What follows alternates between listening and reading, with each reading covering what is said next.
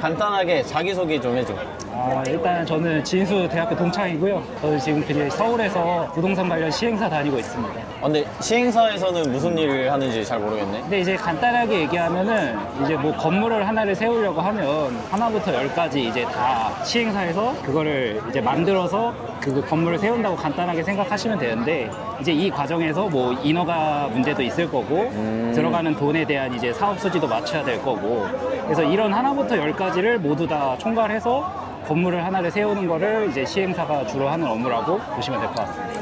그러면은 건물을 세우는 것 자체는 건설사가 하는 거고, 그치, 그 그쵸, 외적인 그치. 거 뭐 사람 모집하고 뭐 그치, 이런 거는 그치. 다 시행사가 하는 이제 뭐 단적인 예로 이제 뭐 돈 관련돼서 그게 가장 중요하니까, 만약에 공사비가 얼마가 든다고 하면은 그 공사비에 맞춰서 회사도 이익을 남겨야 되니까 그거에 맞춰서 이제 사업에 대한 이제 총발표를 짜는 거지, 이제 시행사가. 그래서 그런 업무를 주로 한다고 보시면 되고, 시행사라고 해서 그런 권한이 막 이렇게 있는 건 아니고, 뭐 시공사라든지 대행사라든지 분양 대행사라든지 해서 협업해서 하는 그런 구조라고 이해하시면 됩니다. 시행사 중에 좀 큰 기업들 있어? 엄청 많지. 몇 개만 좀 알려주면 안 돼? 뭐 솔직히 근데 이거는 시행사의 네임밸류로 따질 건 아니고, 우리가 흔히 아는 뭐 힐스테이트 아파트라든지 뭐 롯데캐슬 아파트, 이런 이제 내노라 하는 이제 대기업들이랑 협업을 하는 시행사들이 우리 업계에서 좀 네임밸류라고 하지. 그래서 그 업체가 뭐 정해져 있는가?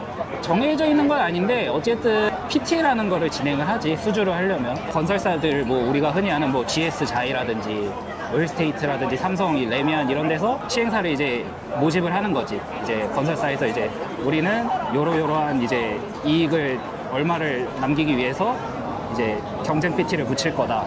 그러면 이제 내노라는 시행사들이 다 이제 그 PT에 달려들어서, 네노라는 시행사들의 기업 이름을 알 수 있는 뭐 이름을 밝히자면은 뭐 네임밸류가 그렇게 높은 데는 뭐 많지는 않은데, 뭐 분양 대행사 중에서 유명한 데는 뭐 마루라든지 마루? 아니면 뭐 유성이라든지 유성? 아니면 뭐 태원 CIND 뭐 이런 데가 유명한 분양 대행사로 이렇게 유명한 데라서. 근데 이게 시행이랑 분양 대행이랑은 조금 하는 업무가 달라서, 나 같은 경우는 시행도 하고 분양 대행도 하고 이런 약간 두 개를 같이 병행하고 있는 케이스라. 그러면은 지금 하고 있는 직장 일을 하면서 장단점이 있을 거 아니야? 장점이라고 하면은 내 커리어를 내가 하는 만큼 쌓을 수 있다는 거? 그러니까 이게 능력을 뭐 누구한테 평가받고 인정하고 이런 게 아니라, 경력이 쌓여가면 쌓여갈수록 시행사는 어찌됐든 그게 나의 커리어가 돼가는 약간 그런, 솔직히 말해서 뭐 나 혼자만 레벨업이라고 하잖아. 그러니까 이게 내가 열심히 하면 그게 내 경험치로 계속 쌓이는 거라서, 이게 표면으로는 티가 뭐 이렇게 안 날지는 몰라도 이렇게 경력이 쌓이고 뭐 5년, 6년 이렇게 계속 하다 보면 자연스럽게 그렇게 평가가 나오게 되더라고. 일을 아무래도 더 잘하게 그치, 되니까. 잘하게 되니까 능숙하게 숙련도가 생긴다고 하니까 그거에 따라서 평가도 많이 달라지고 내 연봉도 더 높여서 이직을 할 수도 있는 거고, 그런 게 장점이지. 그러면은 그거 말고 다른 장점은 없어? 다른 장점이라고 하면은 뭐 일단은 대부분의 부동산 관련 시행사나 분양대행사 회사는 강남이나 이런 데 많이 몰려있는 편이라서, 뭐 예를 들어서 사실 워라밸이라는 게 정말 출퇴근도 나는 굉장히 중요한 요소로 보거든. 그럼. 근데 대부분의 그런 이제 디벨로퍼 회사들은 강남에 많이 모여있는 편이야. 강남 어디 쪽? 강남 뭐 테헤란로나 선릉로 아니면은 뭐 노년 이쪽으로 많이 모여있다 보니까, 이게 7호선 라인이 뭐 좀 살기 좋은 라인이라고 하니까 그쪽 라인에도 많이 몰려있고 해서 약간 그런 것도 장점으로 볼 수 있다고 나는 개인적으로 생각하고 있어. 약간 장점을 약간 끄집어내는 느낌이네. 그치, 아무래도 근데 지금 시장이 많이 안 좋으니까 부동산이 업계가 전체적으로 안 좋으니까 단점이 많을 수밖에 없는데, 근데 그 단점을 상쇄할 만큼 자기가 노력하면 연봉을 높일 수 있다?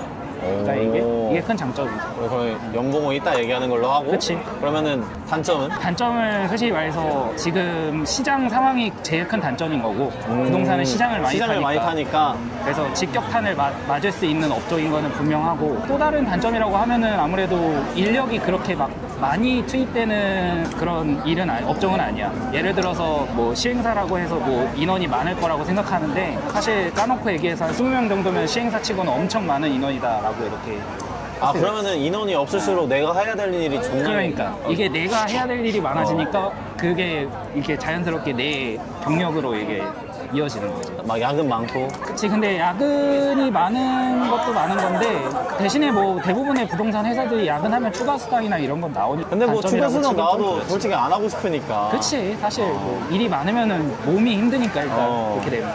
뭐 그거 말고는 또 없어?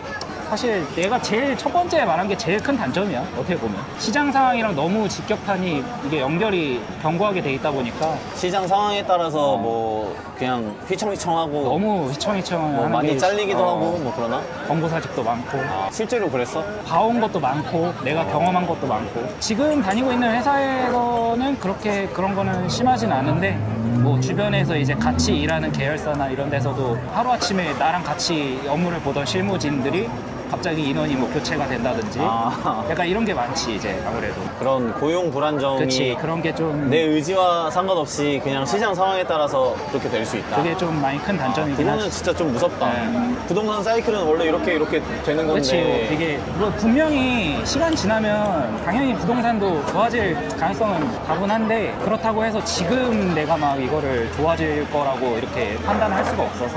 그러면은 만약에 지금 부동산 사이클이 안 좋으니까 그런데 좀 좋을 때는 뭐 어느 정도로 좋아? 너희 좋을 직원들한테 때는- 좋은 거. 좋을 때는 이 정도만한 직업이 없지 사실은. 어떤 면에서? 왜냐하면 어찌됐든 부동산 시장이 좋아진다고 하면 분양이 어찌됐든 잘 된다는 거고 시행사는 그 건물을 세우는 거에 있어서 분양이 가장 큰 수입적인 요소인 거지. 어떻게든 분양 수익금으로 이제 그거를 떼어서 공사비에 들어간 돈을 메꾸거나 그러니까 어찌됐든 회사에서 이익을 취해야 되는 게 시행사의 궁극적인 목적이니까 시장이 좋으면 그만큼 이제 분양이 잘 된다는 거고 그 분양이 잘 되면 사람들이 이제 예를 들어서 계약금을 냈으면 당연히 잔금을 내야 되는 건데 그 잔금 수납률도 좋을 거고 그러니까 이게 좋을 때는 좋은 것만 이게 계속 이어지는 건데 시장이 나쁠 때는 나쁜 것만 계속 이어지는 거예요. 그러면 뭐 좋을 때는 뭐 돈 많이 버니까 그렇지. 성과급도 많이 주고. 엄청 많이 주지. 근데 그래도 그러면 더 많이 바쁘겠네? 바쁘게 움직이는 사람이 돈 많이 버는 거야. 아. 네. 이 부동산 업계에서 뭐 다른 업계가 어떨지 모르겠는데 부동산 업계는 확실히 발 벗고 뛰면 많이 벌더라고. 그러면은 실례가 안 된다면 대략적인 연봉을 경력에 따라 다른데 근데 네. 주변에 있는 사람들 얘기 들어보면 뭐 시행사 4년 차 다녔는데 뭐 8천 찍은 사람도 있고 꽤 많이 받는데? 그러니까 이게 근데 연봉이 작다고 하더라도 회사마다 그 인센티브 제도나 이런 게 다 달라가지고 뭐 예를 들어서 뭐 건물을 하나를 올려서 거기에 잔금 수납률이 뭐 예를 들어서 뭐 70%를 넘기고 막 80%를 넘기고 이렇게 그런 거를 조건으로 걸어서 인센티브를 막 600% 막 이렇게 거는 회사들도 있고. 아, 그러니까 뭔가 그치. 건당 같은 느낌으로 그치, 이렇게 하는 이제 건가? 건당으로 프로젝트. 수당을 받는 약간 그런 느낌이지 이제. 아, 그러면은 성과급 같은 게 그치. 엄청난 거네? 엄청난 거지. 그 성과급마저도 시장 상황에 따라서 성과급이 안 나올 수도 있고 그런 거지. 사실 시장에 달려있으니까 그 연봉 자체는 계약 연봉 자체는 그렇게 높지 않은. 높진 않아. 사실 냉정히 얘기해서 계약 연봉 자체는 신입으로 들어갔을 때는 좀 실망을 할 수도 있는 정도긴 한데 그 어느 정도인지는 알 수 있어. 그냥 신입으로 들어갔을 때 요즘 들어가면은 솔직히 말해서 200 뭐 초반 월에 찍히는 통장에 찍히는 통장 금액이 찍히는 200 금액이 초반? 뭐 사람에 따라서 받아들이는 게 좀 다르긴 한데 사회초년생 입장에서는 좀 높은 금액일 수도 있긴 한데 다른 대기업이랑 이런 거를 비교해 봤을 때는 초봉이 많이 낮긴 하지. 근데 이제 분명하게 말할 수 있는 거는 연차가 쌓이면 쌓일수록 연봉은 올라가는 업종은 올라가고 확실해. 자기가 하는 대로 하는 많이 벌 만큼 수 받을 수 있는 있는 가능성이 쪽이니까. 많고. 그건 확실해. 열심히 하려고 하면은 이만큼 좋은 건 없네. 그렇지. 자기의 의지에 따라 다른 거.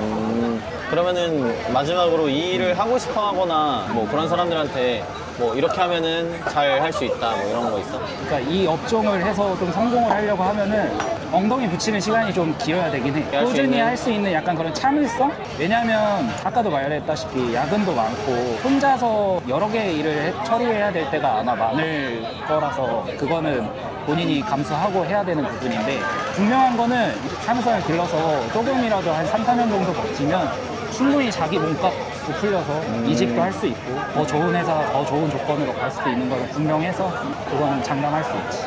부동산 시장 좋을 때 들어가면 당연히. 근데 이건 또 논외긴 한데 흔히 말해서 영업을 해서 돈을 많이 버는 사람도 있고 그러니까 이게 부동산도 되게 세분화가 많이 돼 있어서 시행업 하나만으로 뭐 돈을 많이 번다 적게 번다 이렇게 판단을 할 수가 없고 그냥 다 종합적으로 이제 부동산은 다 그냥 시공사, 시행사, 분양대행사, 영업부 다 같이 합심해서 잘 현장이 끝나야 돈을 많이 버는 약간 그런 구조니까. 알겠습니다.